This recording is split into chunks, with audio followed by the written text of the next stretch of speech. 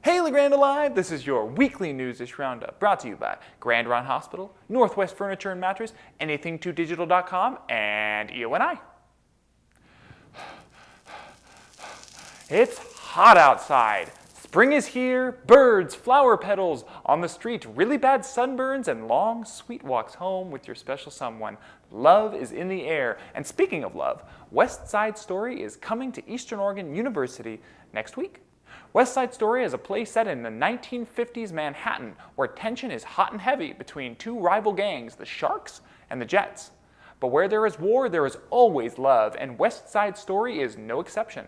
Two people involved with the rival gangs, Tony and Maria, fall for each other in quintessentially Romeo and Juliet-esque fashion, and this week, we here at Grande Alive got the opportunity to sit down and talk with some of the main actors in the play about their process of learning to love for the stage. Also, I've never had to be this intimate on stage with somebody, so it's been really fun to figure out how to show people that I love this boy and that I'm willing to do anything for this boy, even if that means that, somebody gets killed and somebody gets hurt and stuff. So I think part of the fun and part of the challenge is kind of the same thing as trying to find this connection with somebody who previously I didn't know super well. So the part where it gets everyone, and any actor can tell you this, it's in the romance, because you go on stage and you have to suddenly be physically and emotionally intimate with someone else that you are not normally physically and intimate with.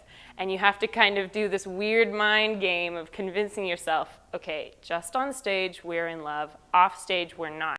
And falling in love on the stage isn't just difficult for the actors. The director of the show, Mike Frazier, said that he had to coach his college-aged actors into comfort being romantic with each other on the stage. And one of the things I asked her about was, how do you get young actors and actresses who aren't comfortable with romantic scenes with one another? And so I called upon April, and she worked with those four leads on exercises to break down the boundaries. You know, just things like making them, in rehearsal, sit with each other and hold hands in rehearsal, just to start breaking down boundaries.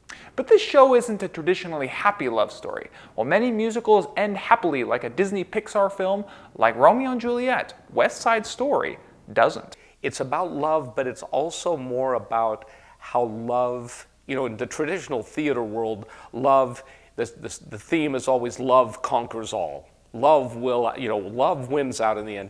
In West Side Story, it doesn't happen that way. Love doesn't win out. In fact, there's more death in West Side Story than in most contemporary musicals. Tickets are now for sale at the Eastern Oregon University ticket office in person and over the phone. You can also purchase tickets online at this website. Shows run from Wednesday the 17th next week to Sunday the 20th at 7 p.m. at the Mackenzie Theater every night. There will also be a Sunday matinee at 2 p.m. Be sure to check it out. Have you ever noticed that you'll eagerly stop to pet a puppy, but you'll cross the street to avoid a person? Or maybe that's just me. What is it about puppies and, well, all domesticated animals that in general that makes us so eager to let down our guard and be loved right on the spot, meeting them?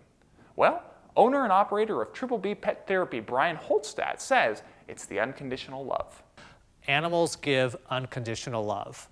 Unconditional attention and unconditional love. So reading programs are huge. It allows these children to read to someone that they know is not going to pass judgment on them, is not going to make fun of them, is not going to care if they mispronounce a word, not going to care if they stutter. It's unconditional love. And it's exactly the same way whether it's an adult. When I walk into a room and one of the miniature horses or the dog reaches up and gives a hug or a kiss, or Baxter will shake, he wants to shake hands with them or his hoof.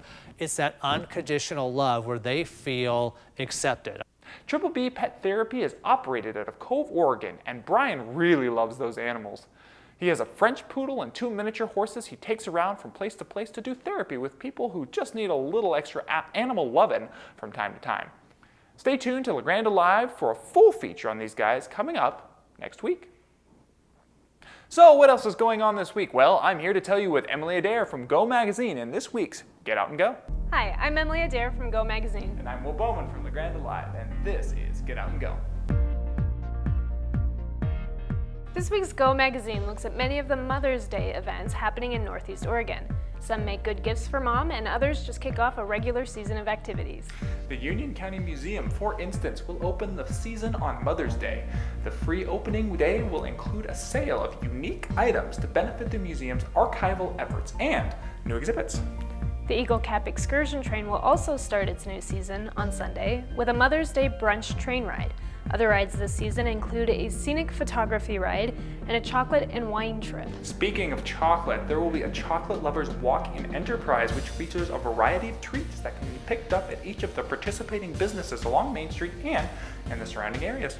Go magazine also provides details about the final Toonsmith night of the season, a Dreamcatcher workshop, a folk music concert, and a dance studio spring review.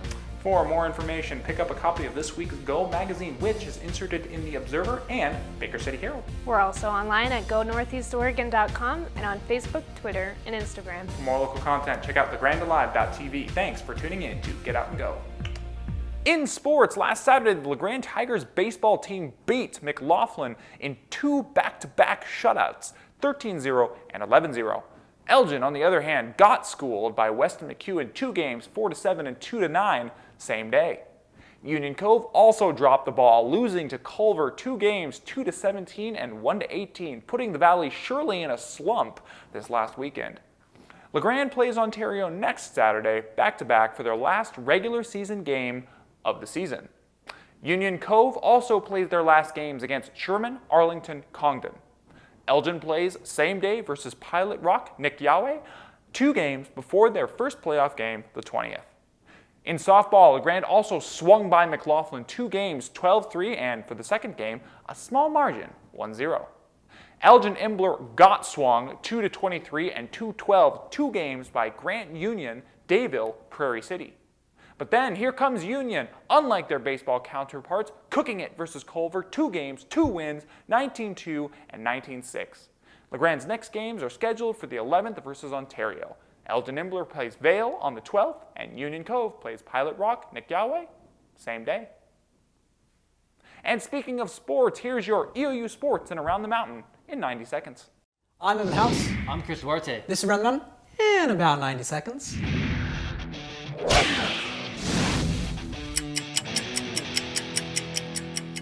Softball was in Salem this past weekend for the CCC tournament. Mounties dropped the opening game Friday against 5-seeded C of I 5-2, and the next day in an elimination game nearly completed the comeback against number 3-seeded OIT. Shy Barker hit a grand slam in the 6th to make it an 8-7 contest, but it was not enough as OIT was able to hold on. Before the tournament, Barker, Lauren Burchak, and Haley Klein earned first-team All-CCC honors, while Chelsea Spanier found a spot on the second team. Taylor Gerloff earned a Gold Glove for her defensive efforts, as well as Barker. EOU wraps up the season with an overall 28-19 record. The men's track and field team sent the 4x800 team of Alex Navarro, Lane Edwards, Thomas Morrow III, and Dustin Zimmerly to the Glenfield Open this past weekend. The squad took first and hit an NAIB standard while also hitting the number 2 all-time spot at EOU. Finally, the EOU football team completed their blue and gold spring scrimmage on Saturday. The 2 teams ended the day on a 13-13 tie and head to SOU to kick off the season on August 31st. That's a wrap here for EOU Athletics. We'll see you next week as we take you around the mountain in about 90 seconds.